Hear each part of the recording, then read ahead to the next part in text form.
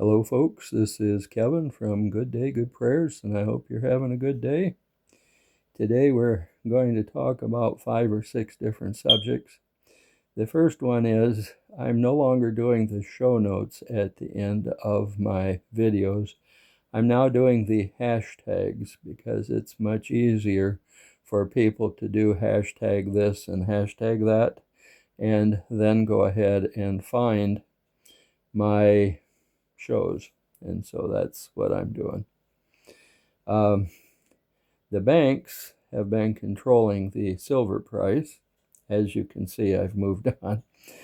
And I have predicted that in the month of March, 2 major banks are going to go bankrupt, and that's a very good possibility. In fact, it could even be more than that before the end of the month. We are not yet in the month of March, but what the banks like to do is to move the contracts around, and in moving the contracts around, they certainly hope that they can keep control of the paper market. Now, a lot of people go ahead and observe the paper market as the official thing. However, we are seeing from all of the different markets around the world that the prices that used to be within a nickel or a dime of each other are now becoming completely discombobulated. What that should tell us then is that the silver market is no longer where it used to be, that there are a lot of different thoughts as to what the value of silver now is. Now, the banks going bankrupt is going to become a problem because they aren't going to be able to push their paper contracts around to as many different places. And so that's going to create a little bit of a problem for the banks, making it much more difficult then for them to be able to control the price. Now, we're talking specifically about the COMEX and not about the prices in the other countries. The other countries have minds of their own, and they are doing their thing. The Epstein situation is eventually going to kick a lot of the banks in the can because of the fact that a lot of the people who were directors, CEOs, COOs, and all the other C's out there, a lot of them wound up on Epstein Island. A lot of them wound up going to his mansion and whatnot. And that situation right there by itself has kind of messed it up for these people. And eventually, a lot of the banks could go down, if for nothing else than the Epstein situation. The study of eschatology is the next thing that I want to talk about. I used to believe what the seminary said about eschatology. Eschatology is the study of end-time prophecy. However, even as I was writing this subject, I began to realize that it's very, very dark and kind of frightening when you think about end-time prophecy. I know a lot of people that are very frightened when they talk about end-time prophecy. Well, one thing I did is I started praying, asking God to help me to see what it was that he was trying to say. I understand that God hasn't given us a spirit of fear, but of a sound mind. Well, we can't have a sound mind when we're scared about what's going to happen during the tribulation. We can't have a sound mind when we're worried about the Battle of Armageddon, and we can't have a sound mind when we're worried about having our heads chopped off and all those kinds of things.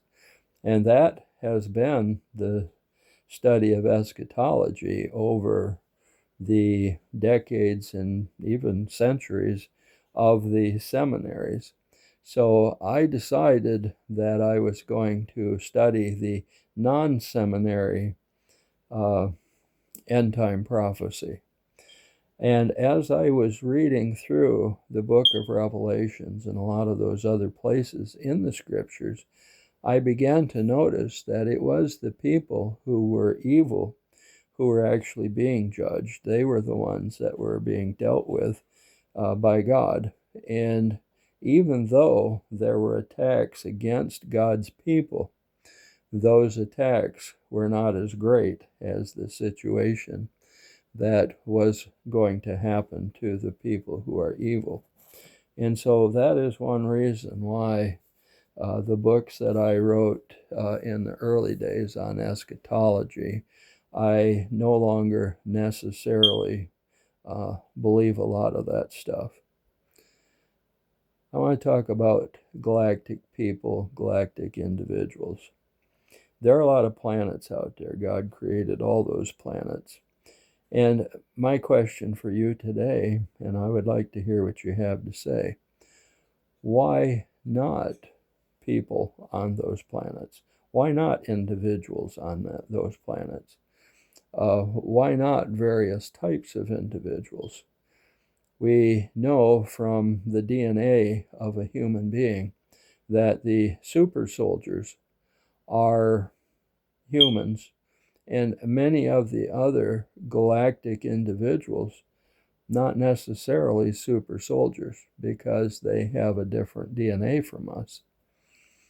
Well, there are those that will tell you that the so-called galactics are angels as well as fallen angels. And of course, you can guess which is which. The ones who are working with this planet and helping this planet are the angels, and the fallen angels are those who are trying to help in the destruction of this planet. Now, this is what people would tell you, but I would like to know what you think. Do you believe that there are galactic people out there, that Palladians, Andromedans, and all the different ones are actual and factual, or are they just angels?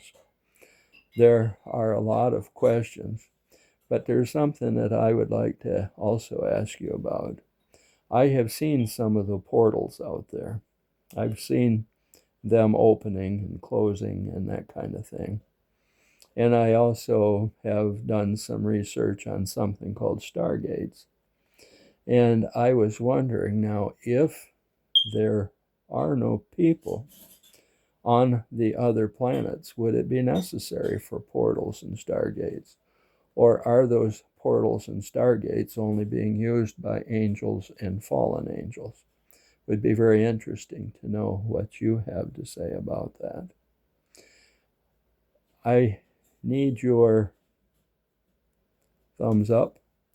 I need your subscriptions. I need your comments, and that's why I ask you questions of this nature. And I also would like to see you sharing our videos with other people. I believe that our videos are very good. I believe that they are godly.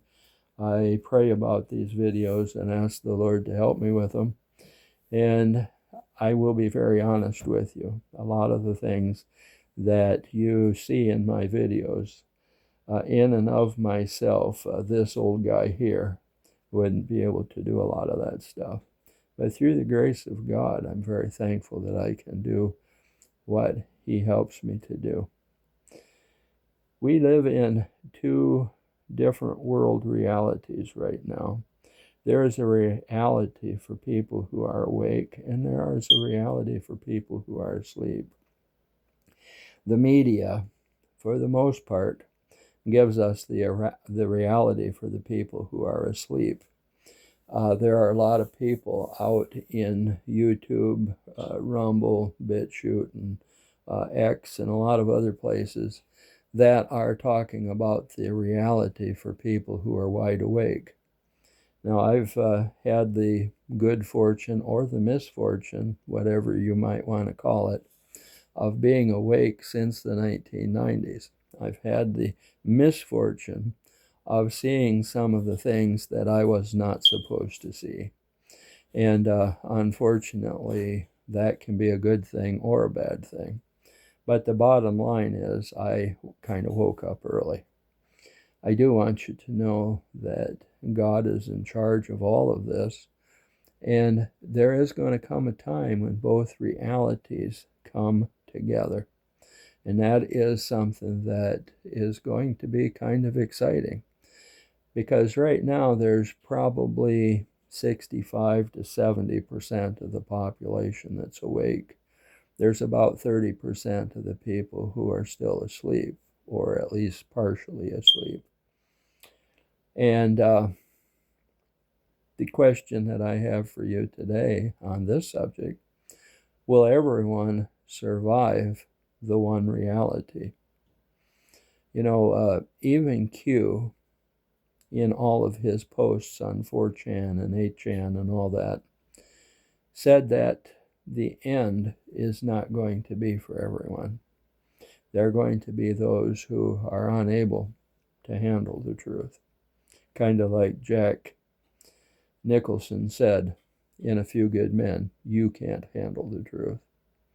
And there will be those who can't. And so for them, the reality and the end is not going to be for those people.